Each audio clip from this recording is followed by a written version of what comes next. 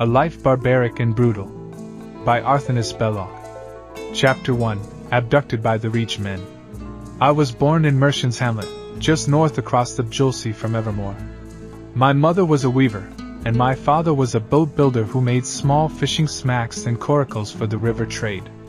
I remember my youth as a happy one, playing around the docks where father worked, or hunting through the near woods for anteloma caps and hickory nuts. It was while doing the latter one day that I strayed a bit farther from the hamlet than usual, pushed my way through a briar thicket, and suddenly found myself staring at a pair of human skulls. Startled, I shrieked and dropped my basket of nuts. By the time I realized that what I'd seen was a skull on a staff next to a woman's face painted like a skull, I'd been knocked down, bound, and thrown over her shoulder. I was being borne away to the north, away from my home and into the mountains. I began to kick and scream, at which the woman threw me down, bound me tighter, and gagged me into the bargain. Then she resumed carrying me off into the wild. Eventually I passed out from sheer exhaustion. When I awoke it was dark, but I could see forms in the dance of firelight, silhouettes sporting horns, bones, spikes, feathers. Reach men. I closed my eyes and tried to wake up, but it was no nightmare. When I opened my eyes they were still there. My gag was gone, so I cried out for water. The skull-faced woman, whom I later learned was named Voanche, brought me a cup. She checked my bonds, and where I winced in pain, she actually loosened them a little. This surprised me, as I'd always heard that the Reach clans were barbarians, wicked Daedra worshippers who reveled in cruelty. Maybe, once they realized how distressed I was, they would set me free and send me home. It was a false hope. I was to be the captive of the Crowwife clan for the next 8 years. The Reachmen were far more complex than I had been led to believe in my Breton home. But in one thing we were right: barbarism and cruelty are everyday facts of life in the Reach. Voanche was a horse breeder who had abducted me because she needed a slave to tend to her livestock, since her former thrall had died of a kick to the head.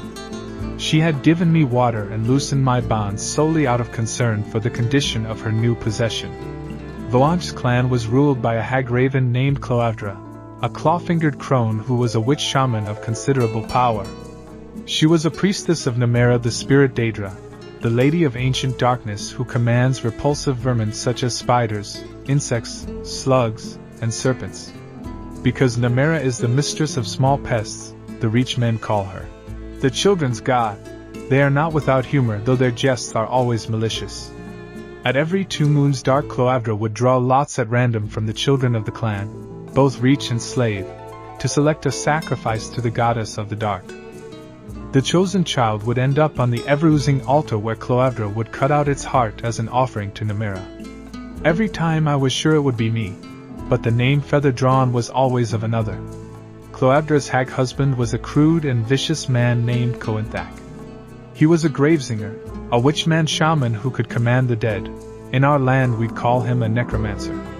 He was always looking sidewise at Voanche and licking his lips, as at a savory roast fowl.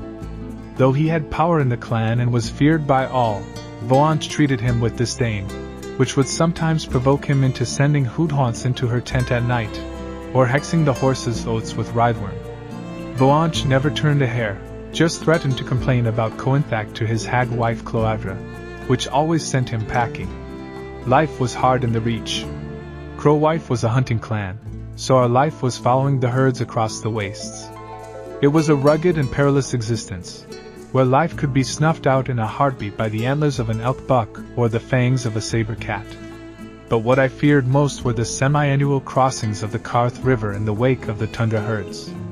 It was my job to help Voanche and her useless daughter swim the horses across the ice-cold, swirling current, and every time I was certain would be my last. How I wished I had learned to swim in the Bjolsey, like my 2 brothers, whenever the Karth had me in its grip.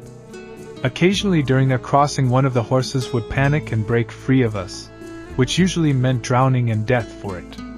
Then Voanche and I would search far downstream until we found where its body had washed up, so we could skin and unmake the dead horse for its valuable fat, flesh, and bones.